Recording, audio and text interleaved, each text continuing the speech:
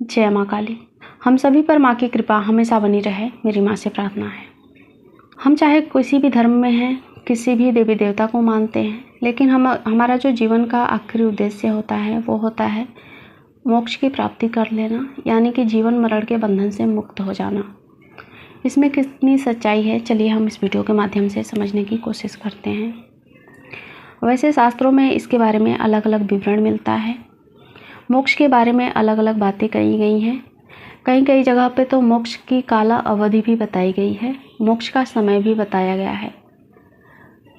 सबसे पहले मैं बात करूंगी रामायण की। तो रामायण में बताया गया है कि भगवान श्री राम या फिर श्री हरि विष्णु, जिनका अवतार होता है इस पृथ्वी पर युग की समाप्ति के लिए, दुष्टों के संहार के लिए या फिर धर्म स्थापना के लिए, और उनके साथ साथ उन सभी पात्रों का भी जन्म होता है जिन्होंने उनके साथ लीला में सहभागिता निभाई थी।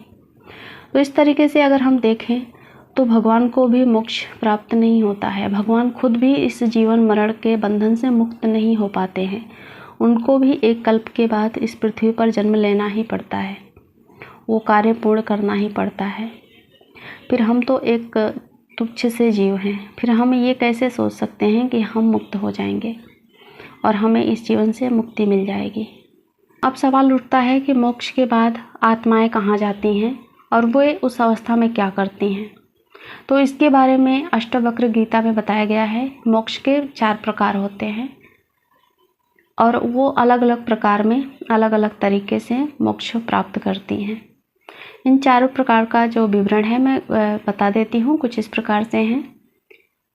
यहाँ पर लिखा गया है कि किसी भी प्रकार का मोक्ष प्राप्त करने से पुनर्जन्म नहीं होता है, और यदि होता है तो अवतार काल में भगवान के अवतार के साथ ही होता है, और वो भगवान की लीला का पात्र बनकर इस धरती पर अवतार लेता है। जैसे कि मैंने बताया, रामायण में जो बातें कही गई हैं वो कुछ बातें यहाँ पर अष्टवक्र गीता में भी मिलती हैं लिखी हुई। इसमें जो 4 प्रकार बताए गए हैं उसमें पहला प्रकार है मोक्ष का। जो 4 प्रकार है उसमें पहला प्रकार है सामीप्य। इसमें मुक्ति सर्वोत्तम होती है। इसमें भगवान के समीप स्थान प्राप्त होता है, यानी कि जो जीव अच्छे कर्म करने के बाद, अपने कर्मों से मुक्त होने के बाद मोक्ष की प्राप्ति करता है, उस जीव को सच्चिदानंद भाव में भगवान के समीप रहने का स्थान प्राप्त होता है। अब दूसरा यहाँ पर मोक्ष का जो प्रकार बताया गया है वो है सालोक्य, जिसमें जीव को भगवान के लोक की प्राप्ति हो जाती है, किंतु समीपता नहीं प्राप्त होता है।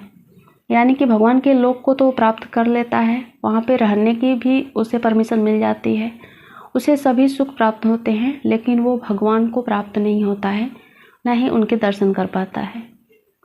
तीसरा जो प्रकार बताया गया है मोक्ष का वो है सायुज्य। इसमें भगवान जो मुक्ति देते हैं जीव को, उस जीव को अपने अंदर समाहित कर लेते हैं और उसका अस्तित्व पूरी तरह से समाप्त हो जाता है। जिस प्रकार नदी समुद्र में मिलने के बाद पूरी तरह से विलीन हो जाती है। तो ये सर्वोत्तम मोक्ष माना गया है इस अष्टवक्र गीता के अनुसार। जो अंतिम मोक्ष का प्रकार बताया गया है वो सारूप्य है। इसमें जीव भगवान के स्वरूप को प्राप्त होता है, जिस प्रकार गिद्ध हरि रूप को प्राप्त हुआ था। जैसे कि ये जो विवरण है वो विष्णु पुराण में मिलता है और रामायण में मिलता है। यानी कि जो गिद्ध रूपी जो गरुड़ थे, उन्होंने भगवान को प्राप्त कर लिया था, पूरी तरह से विलीन हो गए थे। तो ये सभी प्रकार अलग अलग प्रकार बताए गए हैं मोक्ष के। और कुछ बातें जो भगवत गीता में हैं वो ये मतलब वहाँ पे पढ़ने पर मुझे ये पता चला कि भगवत गीता में श्री कृष्ण कहते हैं कि जब जीव कर्म बंधन से मुक्त हो जाता है और उसके कर्म अच्छे होते हैं, या फिर भगवान का नाम लेकर वो मृत्यु को प्राप्त होता है, तो उसे मोक्ष की प्राप्ति मिलती है और वो पूरी तरह से भगवान में ही विलीन हो जाता है, यानी कि परमात्मा में विलीन हो जाता है। तो यहाँ पर आत्मा का अस्तित्व है जो पूरी तरह से ख़त्म होते हुए दिखाया गया है, बताया गया है। यानी कि आत्मा का जो अस्तित्व है वो पूरी तरह से ख़त्म हो जाता है, वो कभी भी जन्म नहीं लेता है और ना ही मतलब एकदम शून्यता यहाँ पर बताई गई है। तो ये कुछ बातें हैं मोक्ष के लेकर, जो कि अलग अलग शास्त्रों में, अलग अलग पुराणों में अलग अलग तरह से विवरण मिलता है। तो इससे हम इंसानों को समझ पाना इतना आसान नहीं है। वैसे जितनी गहराई में हम उतरते हैं उतनी ही ज़्यादा उलझनें बढ़ती जाती हैं। तो हमें इन सभी बातों से एक ही मतलब निकलता हुआ दिखता है कि हमें इन सभी चक्रों में नहीं पड़ना है, सिर्फ हरि नाम जप करते हुए अपने जीवन को जीना है और उन सभी जो दुख हैं, जो पीड़ा है, जो बाधाएं हैं, उनसे मुक्त होना है, ताकि जो हमारा अगर अगला जन्म भी हो तो ईश्वर के सानिध्य में रहने का मौका मिले, हमें हर सुख सुविधा मिले जो जीवन के लिए ज़रूरी होता है।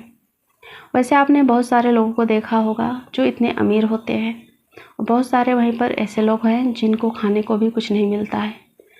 तो कई शास्त्रों में ये भी वर्णन मिलता है कि जो लोग भगवान की भक्ति में लीन रहते हैं उनका जो अगला जन्म है वो सुख समृद्धि से भरा हुआ रहता है। तो हमें सिर्फ इस जन्म में उस मुक्ति के लिए कार्य करना है जो हमें दुख देते हैं, यानी कि उस सभी दुख पीड़ाओं से मुक्त होने के लिए कार्य करना है और उस परमात्मा का नाम लेते हुए ही इस जीवन को बिताना है।